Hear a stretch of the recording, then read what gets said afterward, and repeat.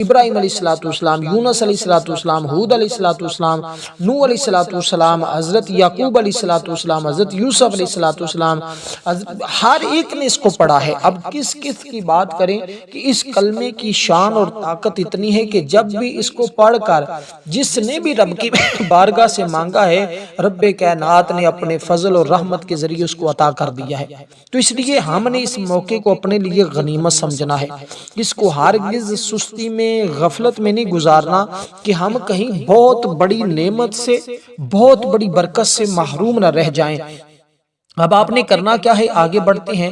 آپ نے اس کو مکمل توجہ کے ساتھ، مکمل دھیان کے ساتھ سننا بھی ہے، سمجھنا بھی ہے، تاکہ ہر کوئی اس عمل سے مستفیض ہو سکے اور اس کی برکتیں حاصل کر سکے، کیونکہ یہ عمل بار بار نہیں ملتے، اور قسمت والے ہی اس عمل کو کریں گے، مقدر والے ہی اس عمل کو کریں گے۔ وہ لوگ بڑی ہی قسمت والے ہوں گے، بڑے ہی مقدر والے ہوں گے جو اس عمل کو کر لیں گے۔ اب آپ نے، کیونکہ یہ عمل اپنی شان کے اعتبار سے، طاقت کے اعتبار سے وہ مقام، وہ درجہ رکھتا ہے کہ جو آپ نے شاید آج تک ایسا عمل نہ کیا ہو، نہ سمجھا ہو، نہ سنا ہو۔ کیونکہ دیکھیں، اب آپ نے اس عمل کا آغاز اس طرح کرنا ہے کہ اول آخر تین مرتبہ درود پاک پڑھنا ہے، جو ہم نماز کے اندر پڑھتے ہیں۔ مختصر درود پاک ہے، یعنی درود ابراہیم، یہ خاص درود پاک ہے، تو پڑھنا بھی روزانہ تین بار ہے۔ عمل کے جس طرح پہلے دن عمل کیا ہے، تینوں دن عمل سیم ہی کرنا ہے، اسی ترتیب کے ساتھ ہی پڑھنا ہے، اسی طرح ہی آپ نے عمل کرنا ہے۔ کوئی اس میں ایسی پریشانی نہیں ہے کہ یہ کوئی کر نہیں سکتا، ہر کوئی کر سکتا ہے، لیکن کر وہی پائے گا جس کا مقدر سنورنے والا ہے، جس کی قسمت بدلنے والی ہے، جس کی من چاہے مرادیں پوری ہونے والی ہیں، وہی اس عمل کو کر پائے گا۔ اس لیے آپ جب اسی طرح اس عمل کو کرتے جائیں گے، ویسے ہی اللہ کی رحمتیں آپ کو ملتی چلی جائیں گی۔ تو آپ نے جب درود پاک پڑھ لیا، اس کے بعد آپ نے دیکھیں، اس میں نیت آپ نے یہی کری کہ استقبال رمضان، میں رمضان کا استقبال کر رہا ہوں، اللہ کے حضور میں اس کی رضا کے لیے یہ عبادت کر رہا ہوں، یہ اس کا ذکر کر رہا ہوں، اللہ میرا یہ ذکر اپنی بارگاہ میں قبول فرما لے۔ تو اللہ تعالیٰ اپنے بندوں کا ذکر ضرور اپنی بارگاہ میں قبول فرماتا ہے، اس لیے کہ جب کوئی بندہ اس نیت، اس آرزو اور اس تمنا کے ساتھ یہ پڑھتا ہے، الحمدللہ پھر ہر قسم کی حفاظت بھی ہوتی ہے، رزق بھی کشادہ ہوتا ہے، بند کاموں میں بھی آسانی پیدا ہوتی ہے، یعنی بند جتنے راستے ہوتے ہیں وہ کھلنا شروع ہو جاتے ہیں۔ کہتے ہیں اگر پہاڑوں جیسی بھی رکاوٹیں اس بندے کی زندگی میں ہوں، اللہ سب رکاوٹیں دور فرما دیتا ہے، دل کا سکون اور اطمینان اس کو نصیب ہو جاتا ہے، نظر بد اور شیطانی وسوسوں سے اس بندے کی حفاظت ہوتی ہے، اس کے ساتھ ساتھ اور بہت سارے انعامات اس بندے کو ملنا شروع ہو جاتے ہیں۔ اب دیکھیں، عمل دیکھنے میں انتہائی آسان اور پر تاثیر اور طاقتور ہے، تو لوگ سمجھتے شاید یہ عمل سادہ سے ہے تو اس کی تاثیر نہیں، لیکن جب شعبان المعظم کے آخری 3 دنوں میں، یعنی 27، 28، 29، ان 3 دنوں میں اس عمل کو پڑھا جاتا ہے، ہر لمحہ اس بندے کا مقدر سنورتا جاتا ہے، ہر لمحہ اس کی تقدیر بدلتی جاتی ہے، ہر لمحہ اس کو انعامات ملنا شروع ہو جاتے ہیں۔ تو اب اس ترتیب کے ساتھ جب آپ اس عمل کو پڑھیں گے، الحمدللہ رحمتیں تمہارے گھر میں بارش کے قطروں کی طرح برسیں گی، رزق تمہارے گھر میں بارش کے قطروں کی طرح آئے گا، مال و دولت تمہارے پاس اتنا آئے گا کہ تم خرچے کرتے کرتے تھک جاؤ گے پر رزق نہیں ختم ہوگا۔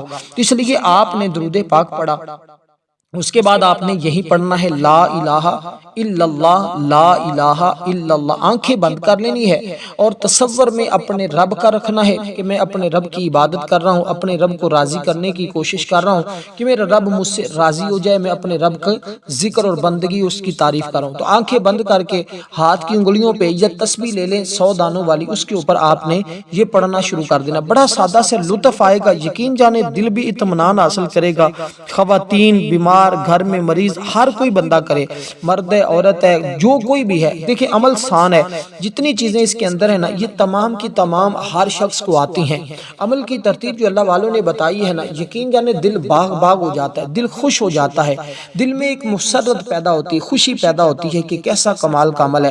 تو آنکھیں بند کر کے پڑھتے جائیں، آخر میں جب پڑھیں تو محمد رسول اللہ صلی اللہ علیہ وسلم پڑھیں، اسی ترتیب کے ساتھ درود پاک کے بعد آپ اس کو 100 بار پڑھیں، تو یہ آپ نے عمل کا آغاز کر لیا۔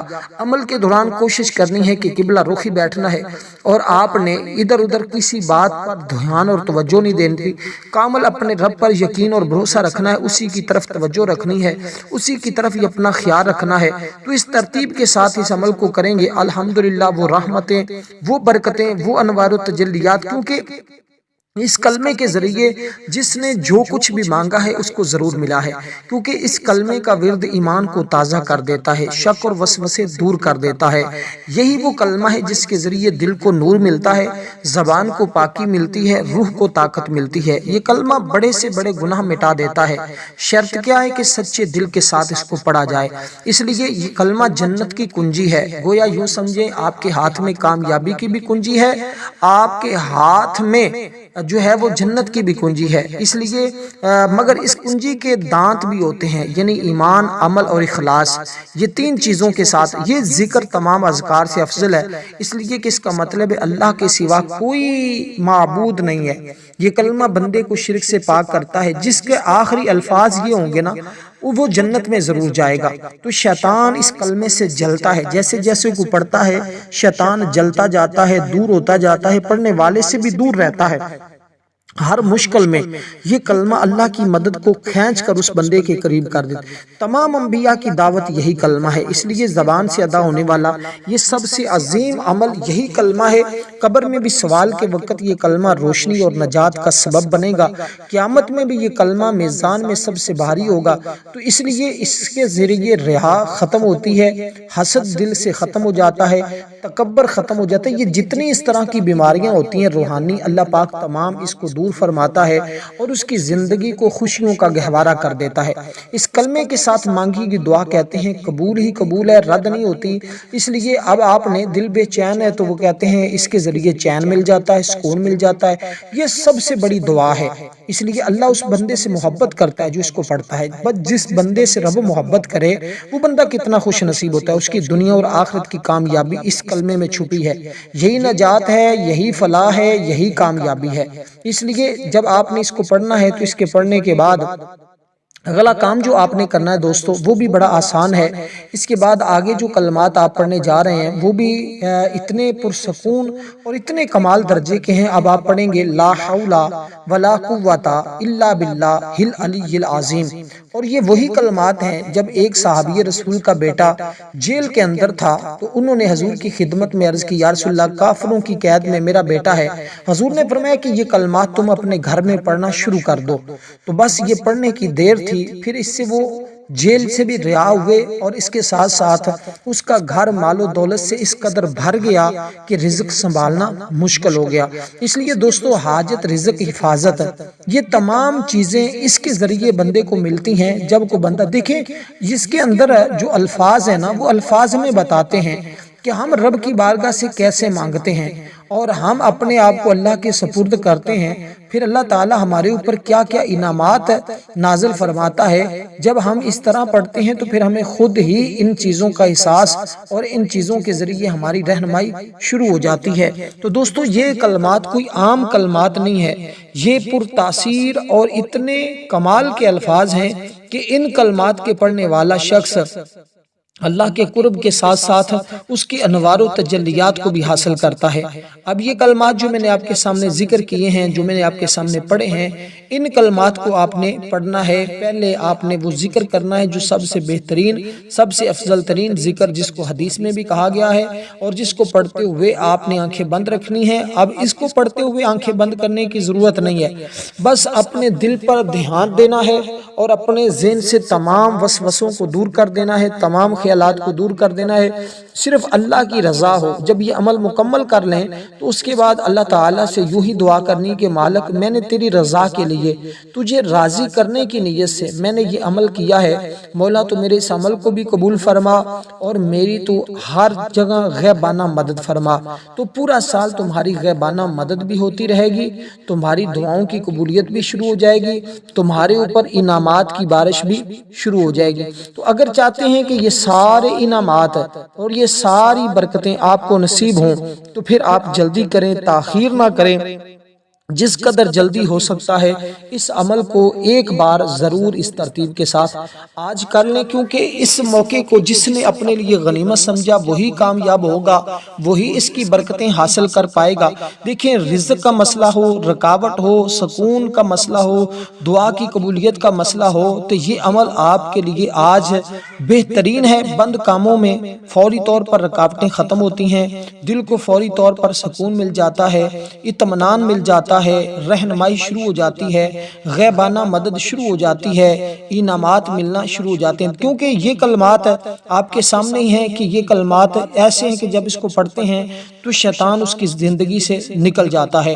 جب شیطان زندگی سے دور ہو جائے، وسوسے ختم ہو جائیں، اللہ پر مکمل یقین اور بھروسہ ہو جائے، تو اللہ تبارک و تعالی پھر اس بندے کو اپنا محبوب بناتا ہے۔ جس کو اللہ محبوب بنا لے پھر اس کی دعائیں قبول کرتا ہے، پھر وہ بندہ جو چیز مانگتا ہے اللہ تعالیٰ اپنے بندے کو عطا فرما دیتا ہے۔ بس اتنی سی بات تھی۔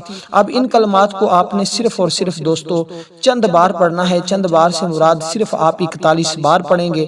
41 بار ان کلمات کا پڑھنا ہی آپ کے لیے بہترین ہے، اور کیونکہ جس ترتیب کے ساتھ اس عمل کو بتایا جائے، جو چیزیں جس مقام پر پڑھنے کے لیے کہا جائے، جتنی تعداد بتائی جائے اتنی ہی بار پڑھیں۔ کچھ لوگ کہتے ہیں کہ میں اس سے زیادہ بار پڑھ لوں گا، تو بھی زیادہ بار نہیں پڑھنی۔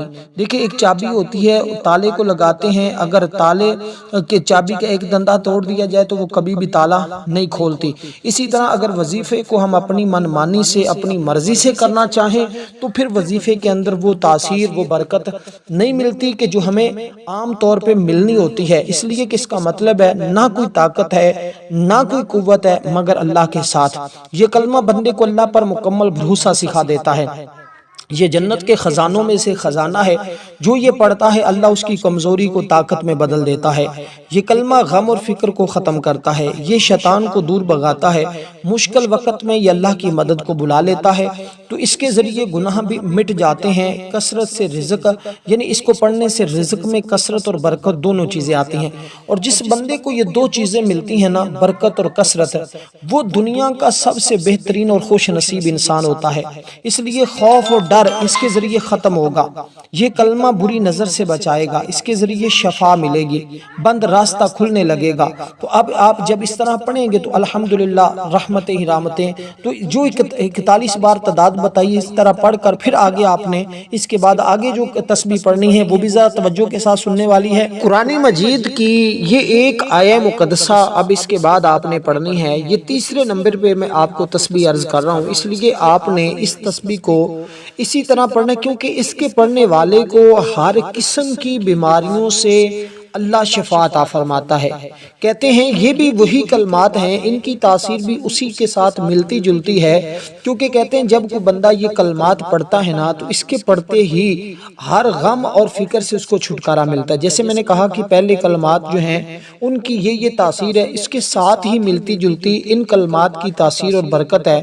تو اب یہ تیسرے نمبر پہ جو کلمات ہیں یہ قرآن کریم کی اس سورہ مبارکہ کی صرف ایک آیہ مقدسہ ہے۔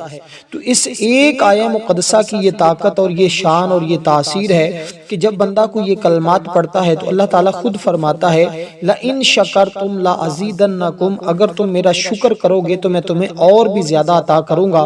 کیونکہ اب ہم نے اللہ کا شکریہ ادا کرنا ہے کہ اس نے ہمیں ماہ رمضان المبارک جیسا عظیم مہینہ عطا فرما رہا ہے، اور ماہ شعبان المعظم کے مہینے کا اختتام ہے، تو ہمیں یہ ساری برکتیں اور یہ ساری سعادتیں نصیب ہو رہی ہیں کہ ہم اس مہینے کے آخر میں اور ماہ رمضان کی ابتدا میں اس عمل کو پڑھ رہے ہیں تاکہ ہم اللہ تعالیٰ کا شکر ادا کریں۔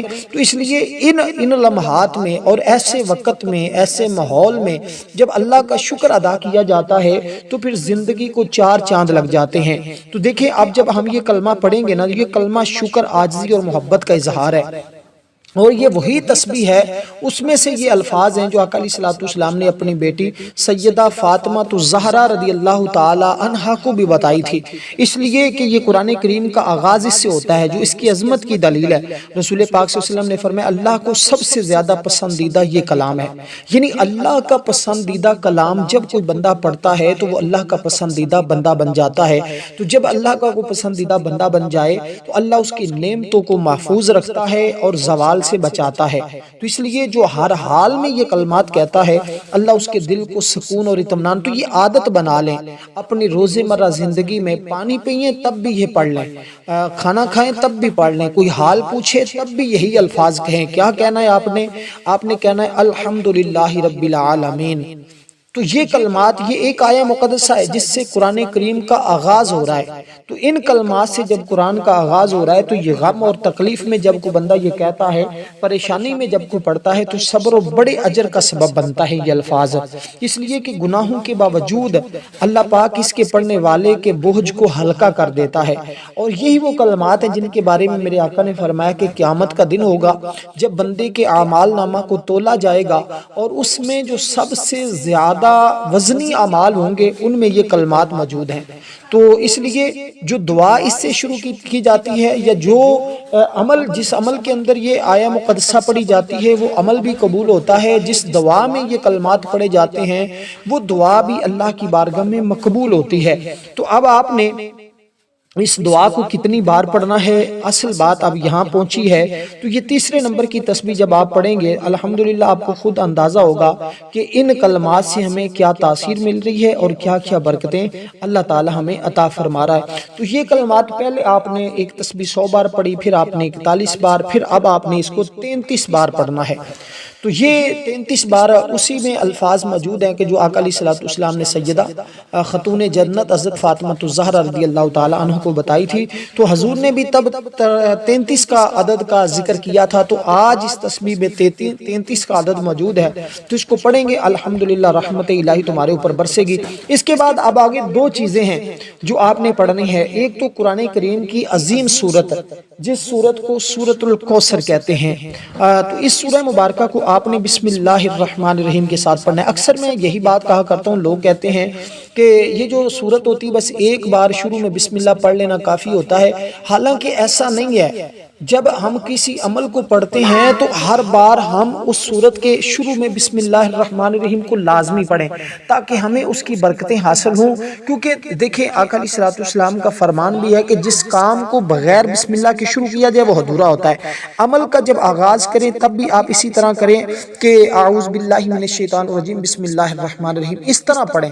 اور جب آپ یہ سورت پڑھیں تو ہر بار بسم اللہ الرحمن الرحیم پڑھیں۔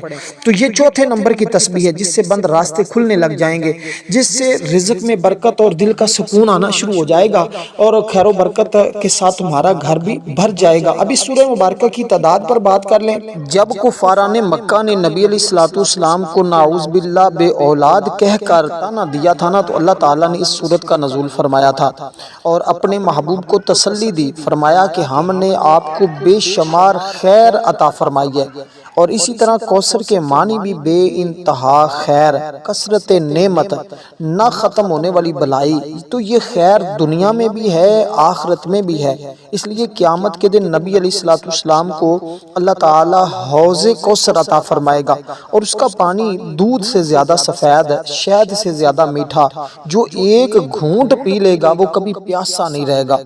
یہ اس کی تاثیر ہے، یہ اس کی طاقت ہے۔ اس لیے آپ نے اس سورہ مبارکہ کو دوستو جو تعداد میں عرض کرنے لگا ہوں اس تعداد کے برابر پڑھنا ہے۔ دیکھیں اس کے ذریعے تمہارے دشمن بھی تمہاری جان چھوڑ دیں گے۔ جو لوگ کہتے ہیں نا کہ میرے دشمن میری جان نہیں چھوڑتی، یا میرے دشمن مجھے بار بار پریشان کرتے ہیں، طعنہ زنی کرتے ہیں، مجھے رسوا کرنے کی کوشش کرتے ہیں، تو آئیے وہ جب اس سورہ مبارکہ کو پڑھیں گے تو یہ چوتھی تسبیح میں آپ کو عرض کر رہا ہوں، یہ بات ذہن میں رکھیے گا، اس لیے بار بار گنواتا ہوں تاکہ آپ خود لوگوں کو خود اندازہ ہو جائے کہ یہ جو تسبیحات ہیں ان کو ہم نے اسی تعداد میں اسی ترتیب کے ساتھ ہی پڑھنا ہے، پھر ہمیں یہ برکتیں، یہ تاثیر اللہ تعالیٰ عطا فرمائے گا۔